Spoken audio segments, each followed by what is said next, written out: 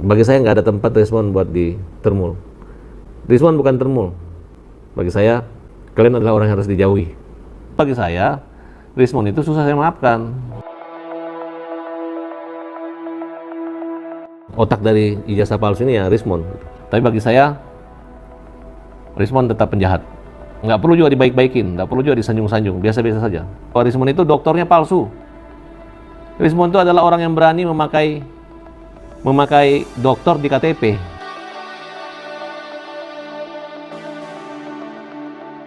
Jadi saya minta kepada tim relawan Pak Jokowi, biasa-biasa aja sama Rismon.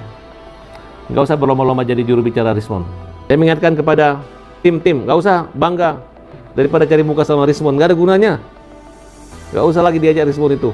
Dulu kamu sebagai macan, tiba-tiba jadi meong gitu. Tiba-tiba nanti bisa jadi berubah-ubah kan, kita belum tahu. Hatinya orang siapa tahu. Tinggalkan Rismon, Termul yang takut di penjara, makanya minta maaf. Ya. Bisa jadi dia hanya takut di penjara doang, dia minta maaf. Kita lihat aja. Dia pengkhianat. Besok kalau ribut dengan kita, dia bongkar lagi rahasia kita. Saran saya, Rismon, kau hadapi dulu masalah hukum dengan ijazah palsumu. Kamu pergi dulu sekolah baik-baik, benar, sarjana doktor, udah. Daripada nanti teman-teman saya dihianati sama Rismon ke depan, minimal ada satu orang Farhad yang bicara lurus, realis, idealis. Ternyata palsu dia punya doktor kan? Ya Rismon ya, kamu laporin saya bilang kau ijazah palsu. Bagi saya nggak ada.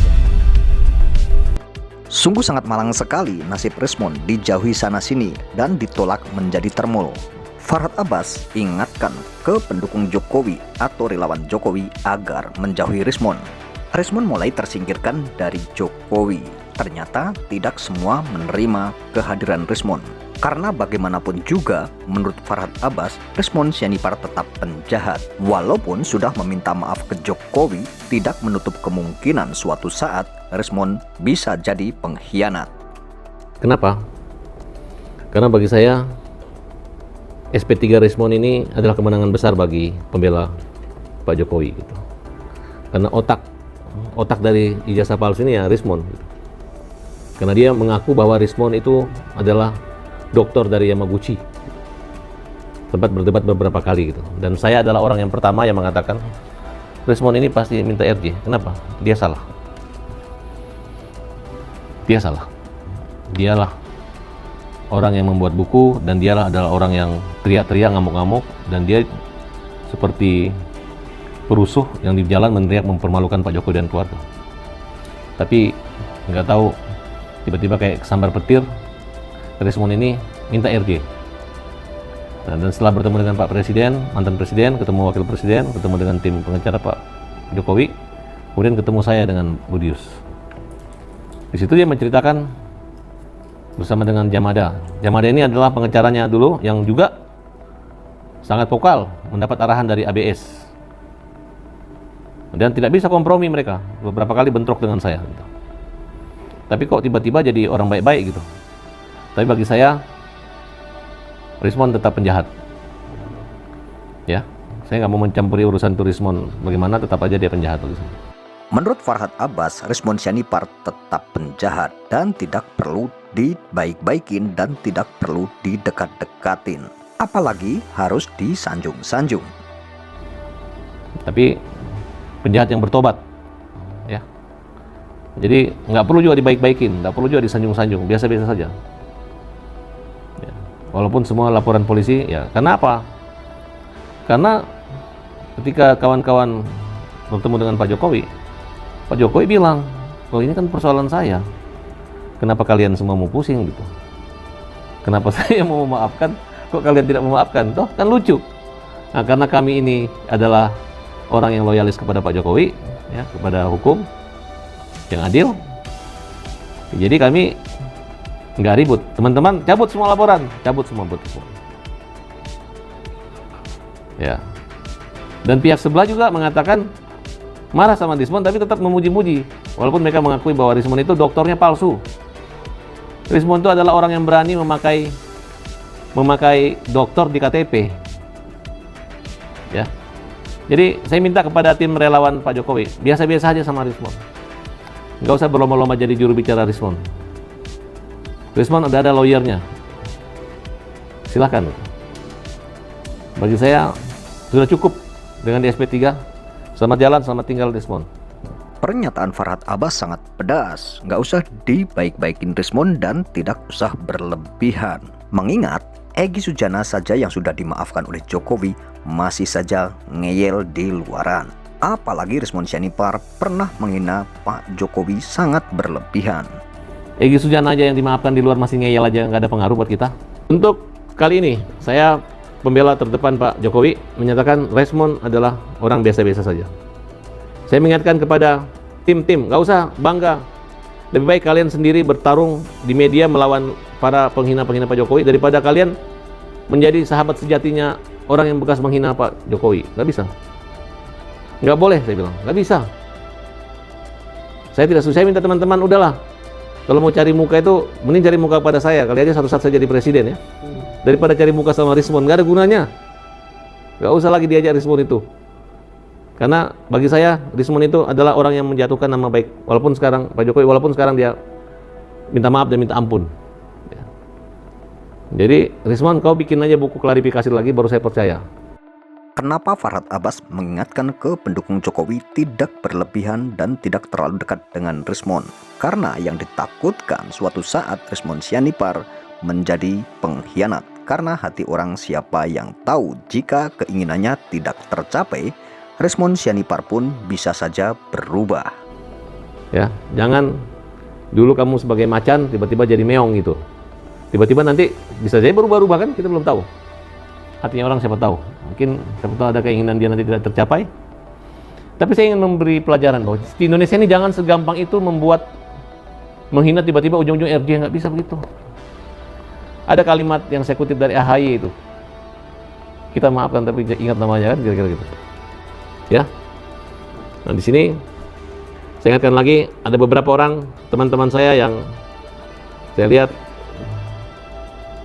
sangat pengen ngetop, ingin di sampingnya Rismond terus. Malu ya, malu. Tinggalkan Rismond, berjuang terus. Yang kita lawan kita sekarang tuh bukan menunjukkan ke Indonesia kita berkawan dengan Rismond. Udah lewat Rismond. Kita tunjukkan lawan kita masih ada Roy Suryo dan Tifa. Farhad Abbas melihat ada relawan Jokowi yang selalu mendampingi Rismond Syahipar yang pengen ngetop. Menurut Farhad Abbas, tidak perlu Rismond selalu didampingi atau dibela, karena lawan saat ini bukanlah Rismond Syahipar, akan tetapi Roy Suryo dan Dr. Tifa.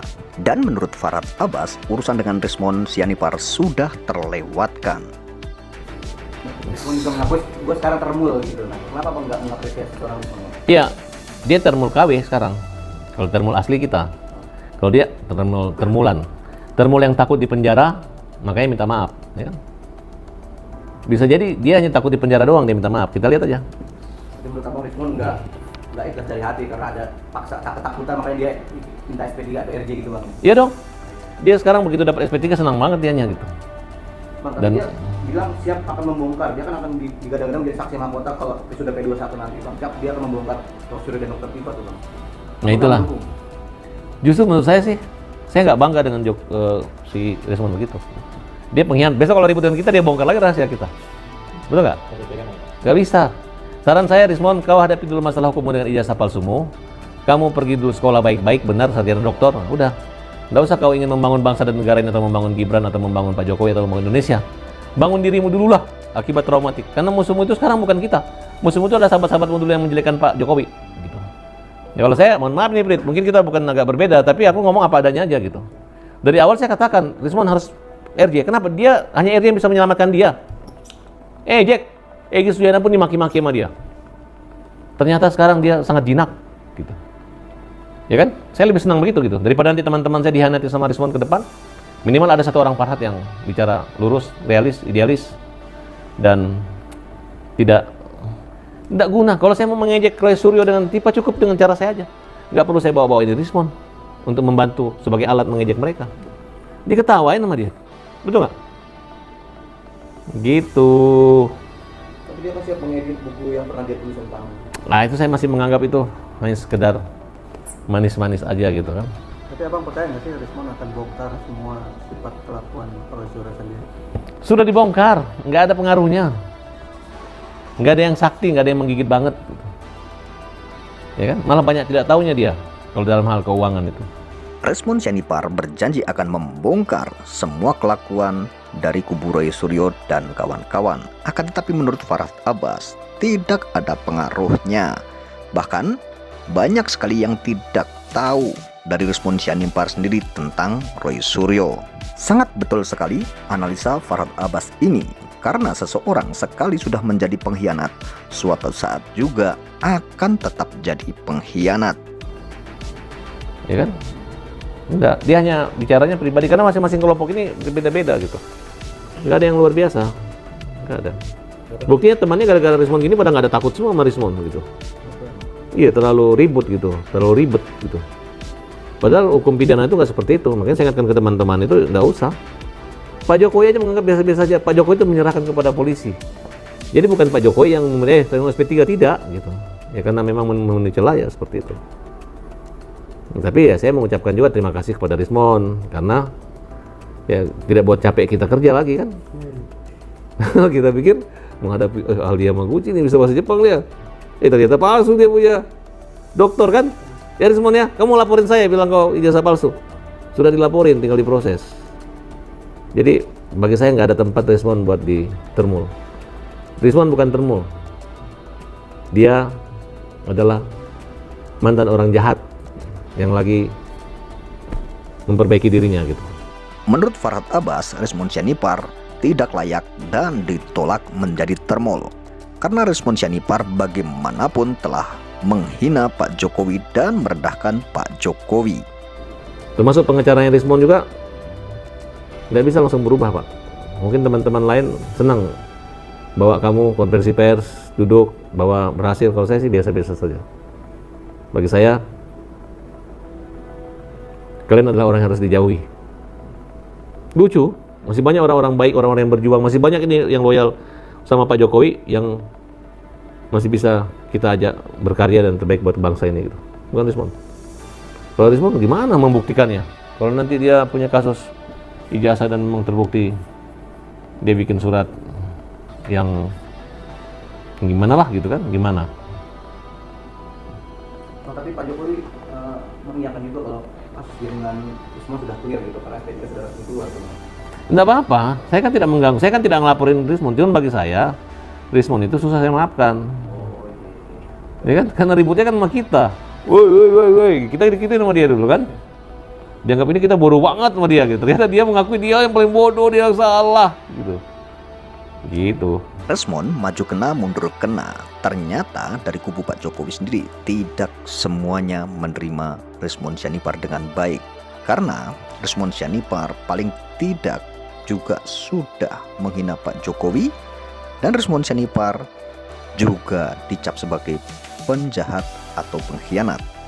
Tentunya yang ditakuti oleh kubu Pak Jokowi suatu saat jika Resmond Sianipar terlalu dibaik-baikin, terlalu didekat-dekatin, suatu saat juga menjadi pengkhianat juga. Itulah yang ditakutin. Itu menurut Farhad Abbas mungkin seperti itu. Farhad Abbas mengingatkan kepada para pendukung Pak Jokowi atau relawan Pak Jokowi agar jangan berlebihan mendekati Resmond Sianipar atau jangan terlalu disanjung-sanjung Resmond Sianipar. Karena bagaimanapun juga Resmond Sianipar pernah menghina Pak Jokowi, dan paling tidak Resmond Sianipar lah otak di balik tuduhan ijazah palsu Pak Jokowi. Farhad Abbas membuat sebuah analisa yang sangat benar sekali. Sekali seseorang sudah berkhianat, tentunya tidak menutup kemungkinan nanti juga akan berkhianat lagi. Itu bisa saja terjadi kepada siapapun jika keinginannya tidak tercapai. Dan tentunya Resmond Sianipar sendiri di mana-manapun saat ini posisinya sudah sulit sekali dan sudah terpojok. Resmond Sianipar mempunyai beberapa kasus hukum yang harus dihadapi saat ini. Beberapa laporan ditujukan kepada Resmond Sianipar. Ada beberapa orang yang telah melaporkan Resmond Sianipar, yaitu dugaan ijazah palsu dan dugaan penipuan dan penggelapan. Dari situlah Resmond Sianipar sudah panik dan kebingungan tentunya. Karena Memang Rismon Sianipar sebenarnya sudah ada di posisi yang sangat aman saat ini karena sudah mendapatkan restoratif justice dari Pak Jokowi dan sudah mengantongi SP3. Akan tetapi hal itu juga belum cukup, karena mungkin menurut Rismon Sianipar setelah mendapatkan SP3 dan mendapatkan restoratif justice akan aman dan akan tenang, dan bisa seenaknya untuk menyerang kubu lawan, yaitu kubu Roy Suryo, yang dulu juga pernah bergabung dengan Roy Suryo. Akan tetapi tidak semudah itu, karena ternyata lawan tersebut juga punya kunci yang sangat mematikan untuk Rismon Sianipar. Kita bisa melihat dari beberapa perdebatan kemarin, Rismon Sianipar dikuliti oleh Roy Suryo dan kawan-kawan. Karena memang Rismon Sianipar juga ada kelemahan-kelemahan tentunya saat ini, yang tadinya Rismon Sianipar setelah mendapatkan SP3 berpikir bisa menjatuhkan lawan dengan seenaknya karena merasa di atas angin dan ada di kubu Pak Jokowi dan banyak yang membela. Akan tetapi keadaan berkata lain. Rismon Sianipar justru mendapatkan serangan bertubi-tubi dan tidak menyangka lagi selang beberapa hari Rismon Sianipar dilaporkan. Dari sini kita bisa melihat bagaimana sekarang posisi Rismon Sianipar. Tentunya posisi yang sangat tidak menguntungkan buat Rismon Sianipar, yang tadinya setelah mendapatkan restoratif justice Rismon Sianipar akan nyak tidur, enak makan. Akan tetapi justru sebaliknya yang dihadapi oleh Rismon Sianipar saat ini. Ternyata Rismon Sianipar harus berurusan dengan beberapa kasus hukum, terus berhadapan dengan beberapa laporan yang dilayangkan kepada Rismon Sianipar.